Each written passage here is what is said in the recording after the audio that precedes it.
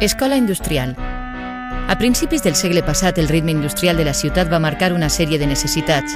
Entre aquestes, la de crear un centre d'aprenentatge per a formar obrers especialitzats i empresaris posats al dia en les innovacions tecnològiques més recents. L'any 1923 es va iniciar, per tant, l'obra d'aquest edifici destinat a ser escola industrial. Acabat de construir, va esclatar la guerra i l'edifici no va poder complir la finalitat per a la qual havia estat destinat. Les circumstàncies el van convertir primerament en quarter militar i tan sols uns mesos més tard es va transformar en hospital gràcies a l'ajuda humanitària de Suècia i Noruega.